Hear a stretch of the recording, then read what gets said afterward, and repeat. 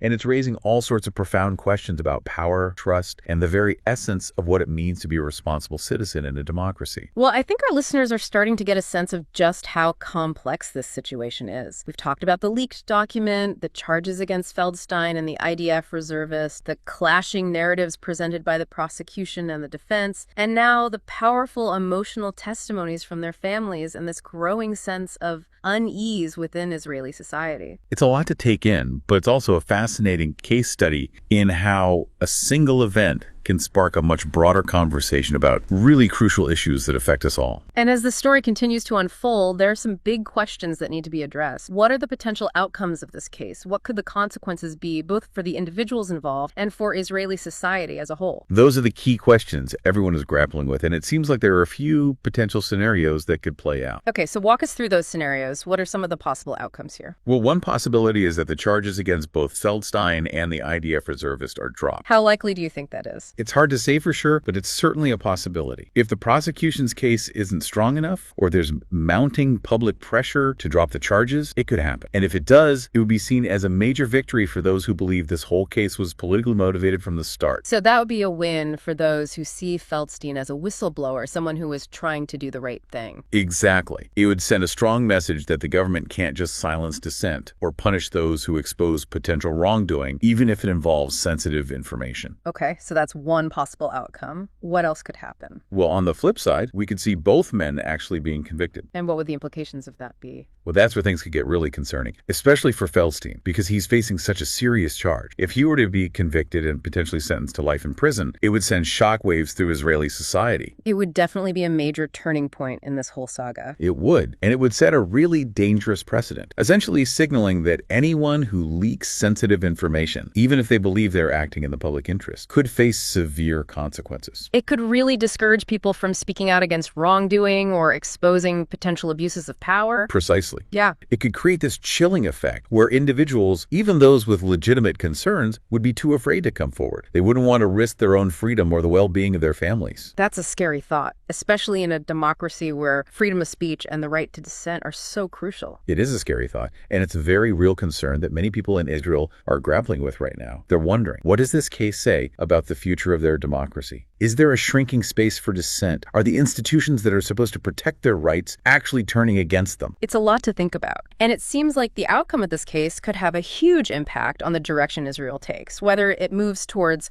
greater transparency and accountability or embraces a more restrictive, even authoritarian approach when it comes to information control. That's a very astute observation. Yeah. And I think that's what makes this case so compelling, because it transcends the specifics of the leak itself and touches on some really fundamental questions about the very nature of democracy, about the balance of power, and about the limits of individual freedom in a society that values security above all else. Well, we've covered a lot of ground here, but it's clear that the story is far from over. There are still so many unanswered questions, and the stakes couldn't be higher. And as we continue to follow this case, it's going to be fascinating to see how it all plays out. How will the legal battle unfold? How will the public react? And ultimately, what impact will this have on the future of Israeli democracy? Well, those are definitely questions that are worth pondering. But before we get too ahead of ourselves, I want to circle back to something we touched on earlier, the human cost of this whole ordeal. We've heard the emotional testimonies from the families of Feldstein and the IDF reservists, and we've talked about the anxiety and fear that's rippling through Israeli society. But I think it's important to remember that there are real individuals at the center of this storm, people whose lives are hanging in the balance. Absolutely. It's easy to get caught up in the legal arguments, the political debates, and the broader societal implications. But we can't lose sight of the fact that these are human beings with hopes, dreams, fears, and families who love them, and their lives are being profoundly affected by this whole ordeal. It's a powerful reminder that justice isn't just some abstract concept.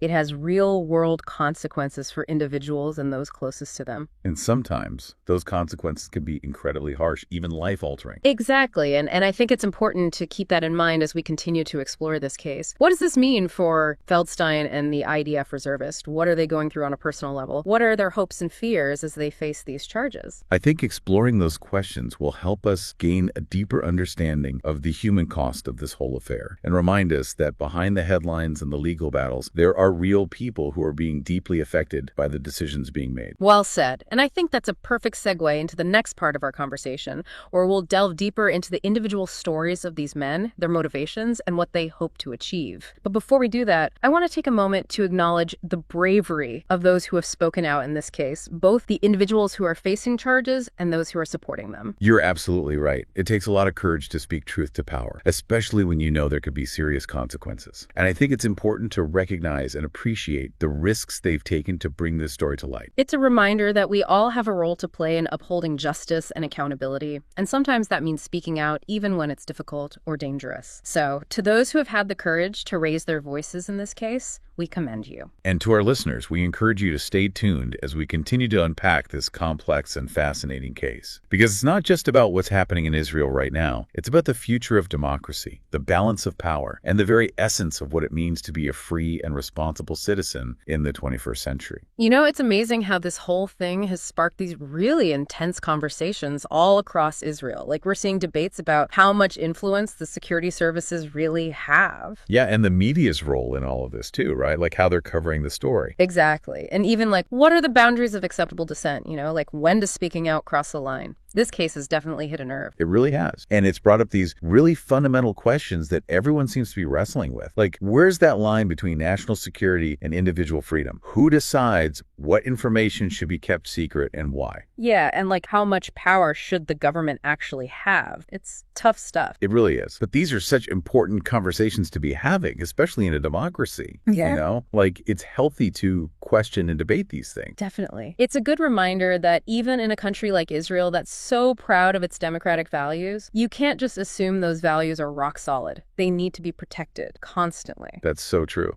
Yeah. It's like that saying, the price of liberty is eternal vigilance, right? Yeah. We can't just sit back and expect things to stay the same. We have to actively work to safeguard our freedoms. And that means speaking up when something's wrong, holding those in power accountable, and defending those institutions that protect everyone's rights. Totally agree. It's everyone's job, not just the government's. So as we wrap up this deep dive, I'm curious, what's the biggest takeaway you hope our listeners will get from this whole conversation? Like, what's that one thought-provoking idea they can hold on to as they learn more about this case and its impact? Oh, that's a good one. This whole thing has definitely made me rethink some of my own assumptions. I think the thing that really struck me is how blurry that line between patriotism and dissent can be, you know? Yeah. Like, where do we draw that line? And who gets to make that call? Those are big questions with huge consequences. That's such an insightful point. It makes us really look at what we believe about being a good citizen. Are we just supposed to blindly follow the rules? Or do we have a duty to speak up when something seems wrong, even if it means disagreeing with those in power? Exactly. And it makes you think about how easily dissent can be labeled as disloyalty or even treason, especially when national security is involved. Right. It's like true patriotism requires us to engage in these tough conversations, to challenge authority when it's necessary, and to protect the rights of all citizens,